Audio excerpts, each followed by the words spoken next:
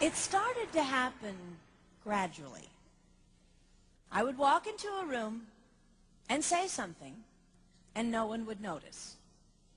I would say, "Turn the TV down, please," and nothing would happen. So I would get louder. "Turn the TV down, please." Finally, I would have to go over and turn the TV down myself.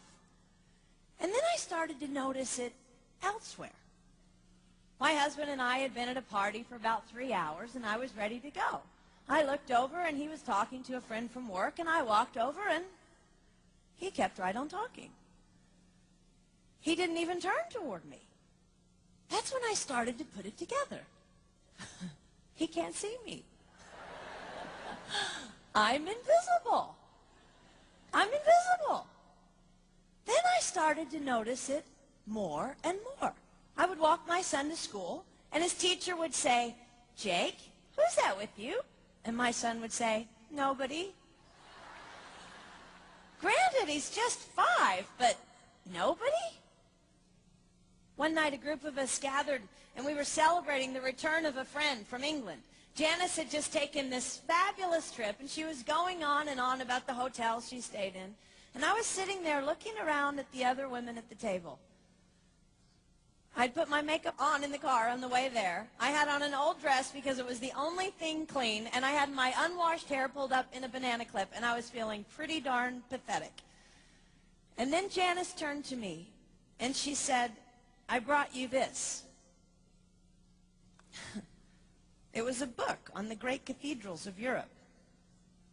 I didn't understand. And then I read her inscription. She wrote, "With admiration for the greatness of what you are building when no one sees." You can't name the names of the people who built the great cathedrals.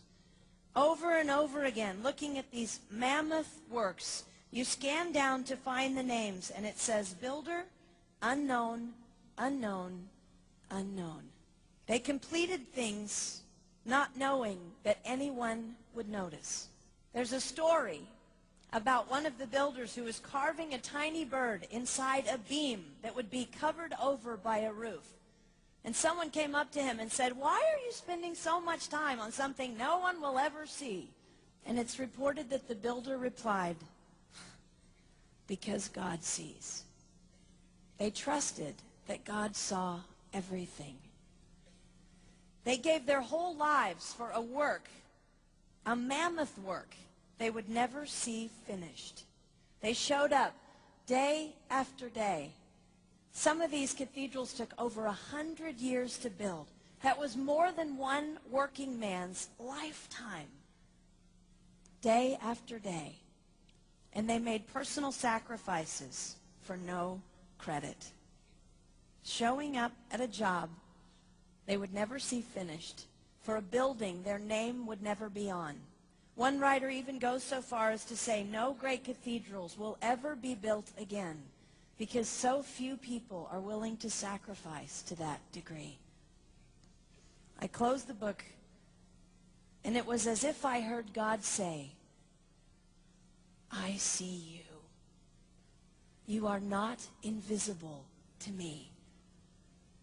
No sacrifice is too small for me to notice. I see every cupcake baked, every sequin sewn on, and I smile over every one. I see every tear of disappointment when things don't go the way you want them to go. But remember, you are building a great cathedral. It will not be finished in your lifetime, and sadly, you will never get to live there. But if you build it well, I will." At times, my invisibility has felt like an affliction to me. But it is not a disease that is erasing my life. It is the cure for the disease of self-centeredness. It is the antidote to my own pride. It's okay that they don't see.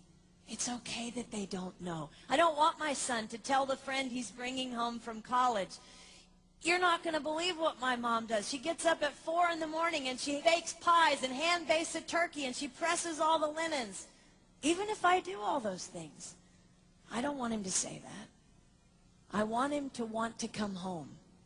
And secondly, I want him to say to his friend, you're going to love it there. It's okay that they don't see. We don't work for them. We work for him. We sacrifice for him. They will never see. Not if we do it right. Not if we do it well. Let's pray that our work will stand as a monument to an even greater God.